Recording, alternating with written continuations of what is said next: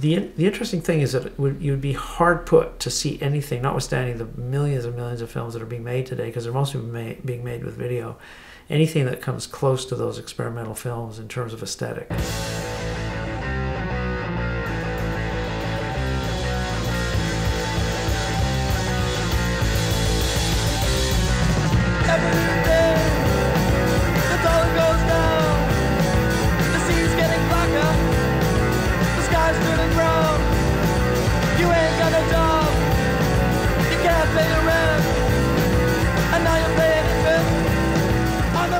A lot of that period was, there was a fascination and a focus on what can we do with film that we haven't been doing with film.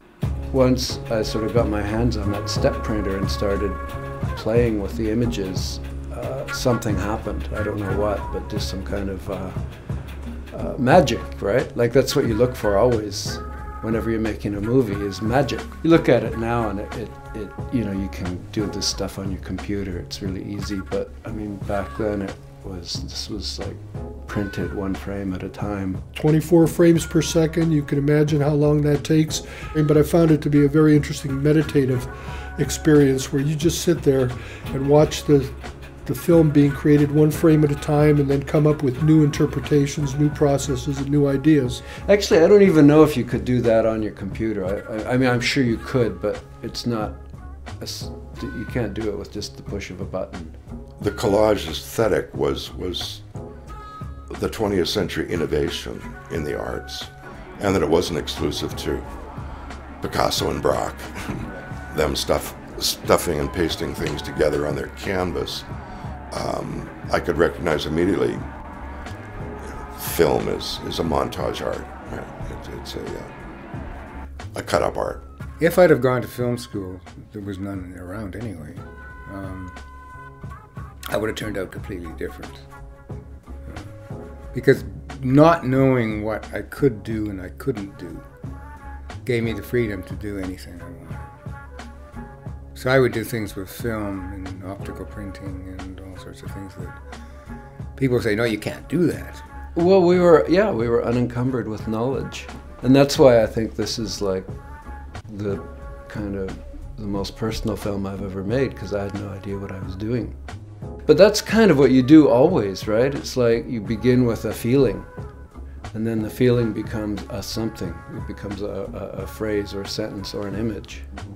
And then from there on, you're kind of going on the basis of, like, does it feel like you're getting warmer or cooler? So when you have a rapid series of juxtaposed pieces edited at high speed in some of the contemporary cinema, you know, if you said to them, well, by the way, that was a radical departure in 1966, they would say, what do you mean? The cinema's always had that capacity. Well, yeah, no, actually, most filmmakers did not cut. You know, they were very scared of cutting anything that was shorter than they felt was necessary for the audience's attention. People can be sped up with movies. People can be slowed down with movies. It's utterly manipulative, and in a way, doesn't that just sum up cinema of any stripe? I mean, it is a magic trick. So it was very much a time of breaking free of high art and academic art. It also tied into an overlap with the hippie scene.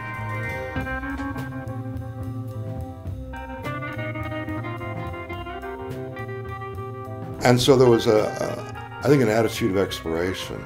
Anything goes. Anything we can try. Let's try it.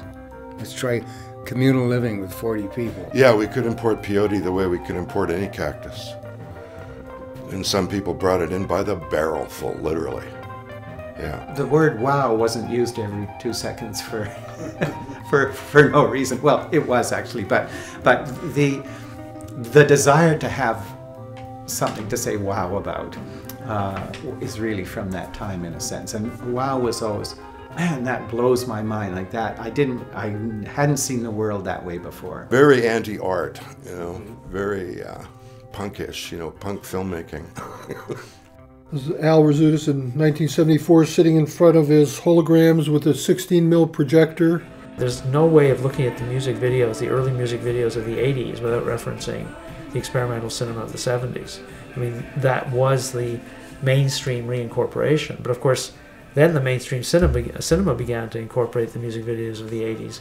And so we don't see that history layered into what we look at today. Renoir says every generation has to renew the form. I believe that firmly. I don't think it's a matter of good or bad. It's something is changing there that is wonderful. And it may mean that the notion of what experimental is about may also have to change.